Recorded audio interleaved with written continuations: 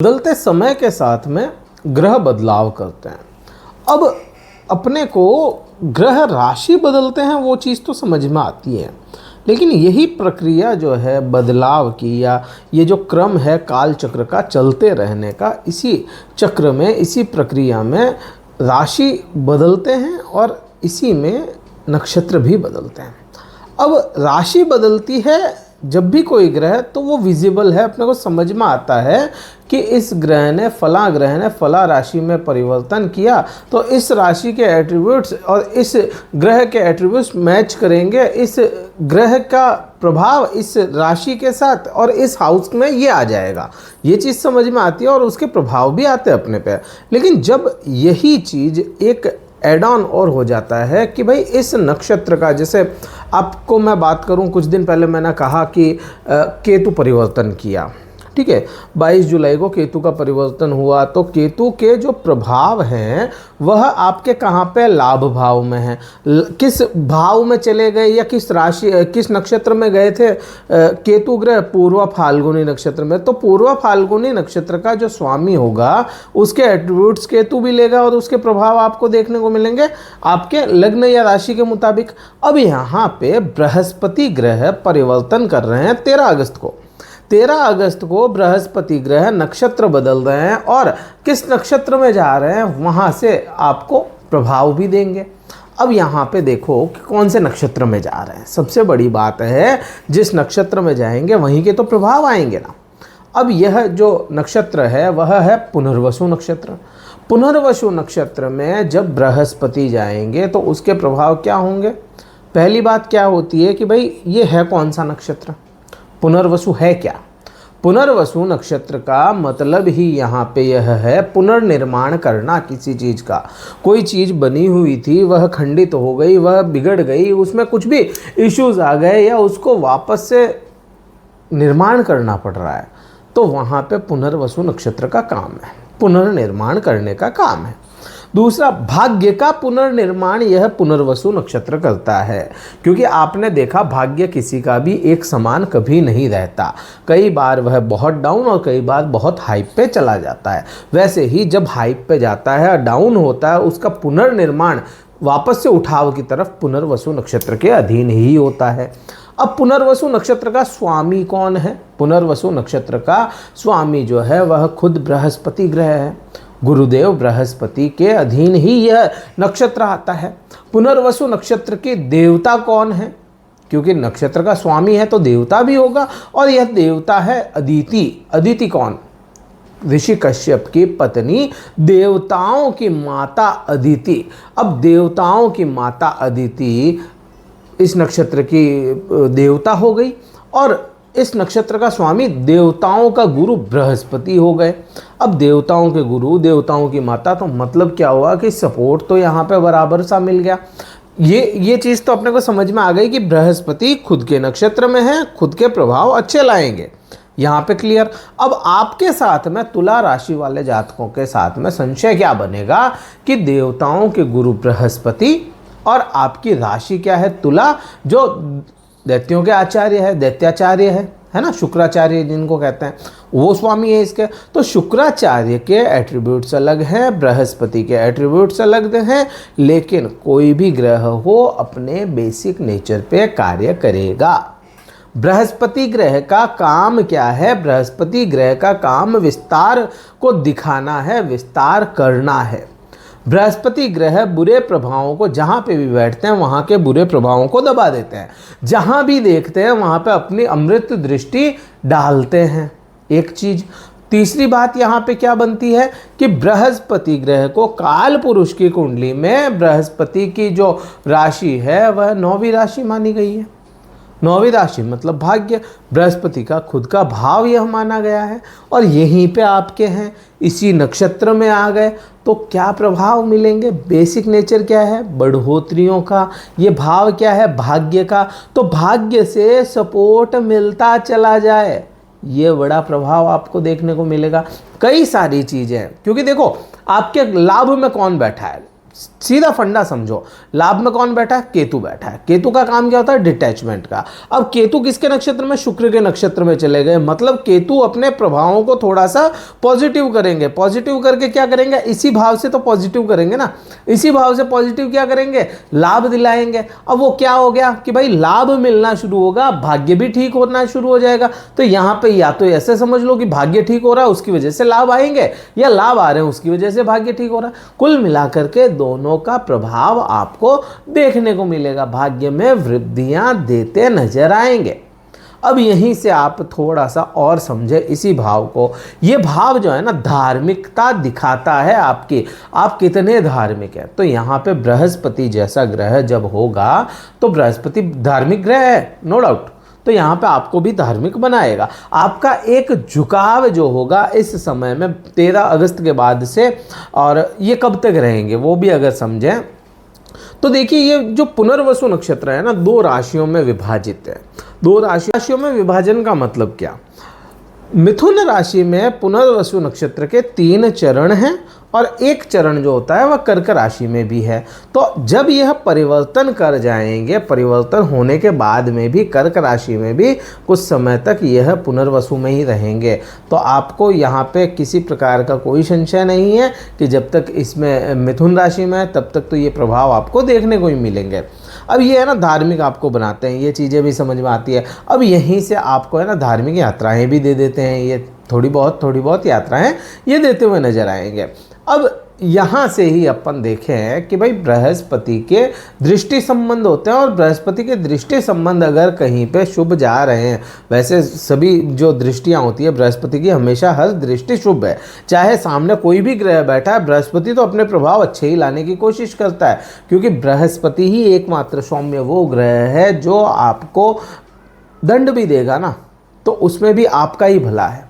बृहस्पति का श्राप भी वरदान से कम नहीं है। बृहस्पति सोने की छड़ लेकर के चलते हैं, पीटते भी हैं तो सोने से पीटते हैं, सोने से खरा बना देते हैं बृहस्पति। अब ये जो बृहस्पति होगा इसकी 5वीं दृष्टि, 5वीं 7वीं और 9वीं दृष्टि है, ठीक है। तो 5वीं दृष्टि यहाँ से काउंट करते हुए चलोगे तो कहाँ पे जाएगी बृहस्पति की? आपके खुद की राशि पे जाएगी, तुला राशि पे। अब इस तुला राशि को समझें कि भाई शुक्र की राशि है, शुक्र की राशि या कहूँ मैं ऐश्वर्य की प्राप्ति, ऐश्वर्य की ललक या ऐश्वर्य की भूख, ऐसे किसी पे ज्ञान की दृष्टि चली जाए तो क्या होगा? ऐश्वर्य छोड़ देगा? नहीं, ऐश्वर्य नहीं छोड़ेगा, उसको ज्ञान मिल जाएगा कि भाई मुझे ऐश्वर्य को कैसे यूज करना है।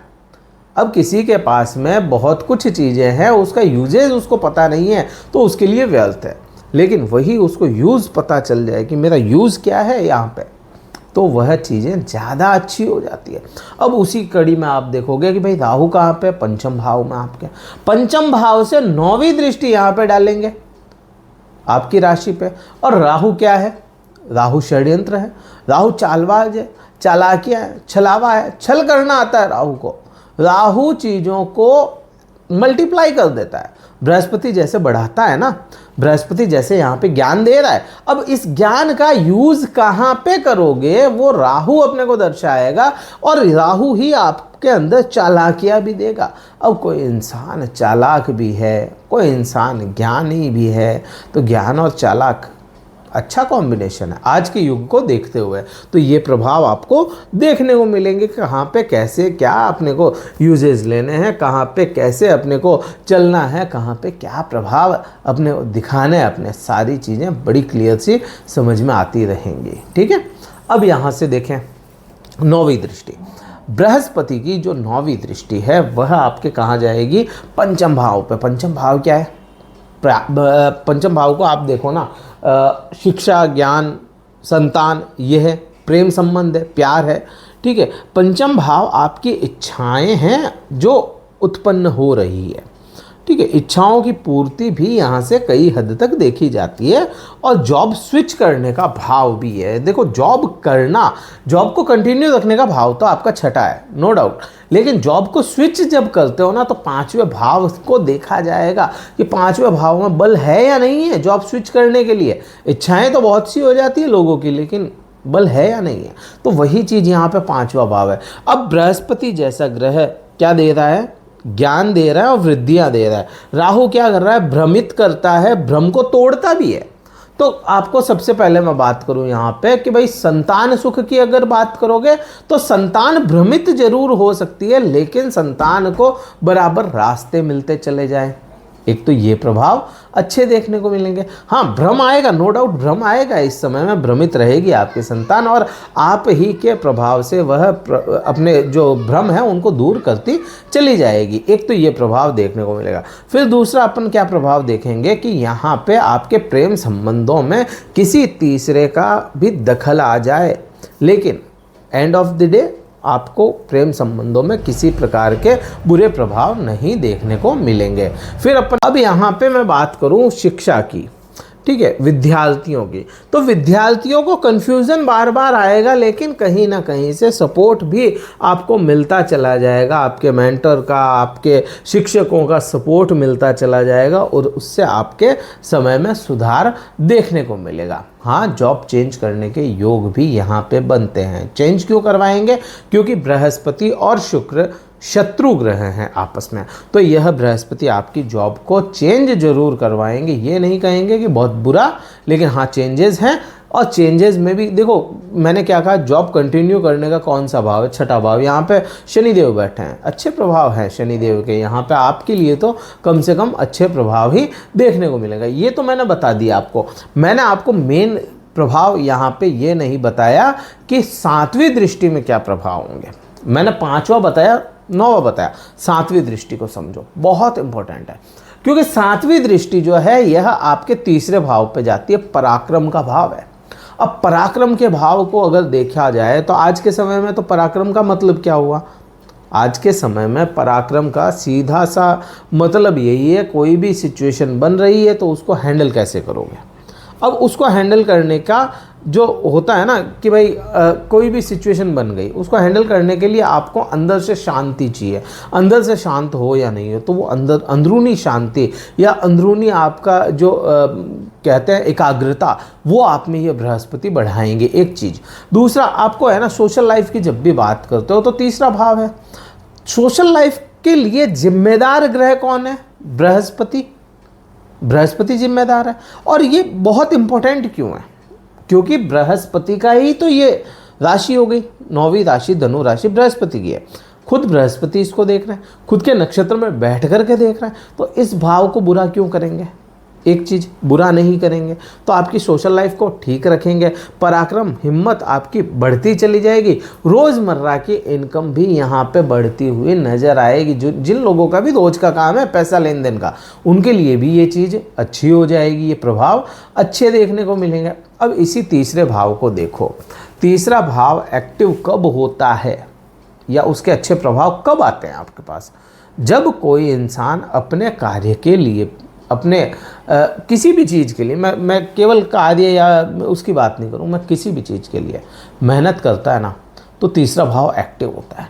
और तीसरा भाव एक्टिव होता है तो जिसके लिए आप मेहनत करते हैं वह आपको भाग्य से मिल जाता है। कनेक्शन है, भाव का भावम ये है और इस भाव का भावम ये है। इसको एक्टिव करना है तो ये काम करेगा और इसको एक्टिव करना है तो इसको एक्टिव करना पड़ेगा।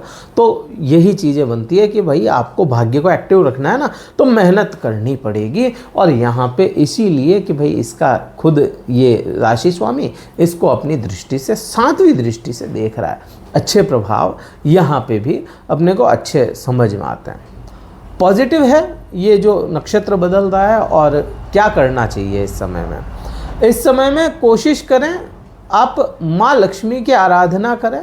माँ लक्ष्मी को दूध से बनी कुछ मिष्टान का भोग लगाएं और श्री सूक्त का पाठ कर सकते हैं।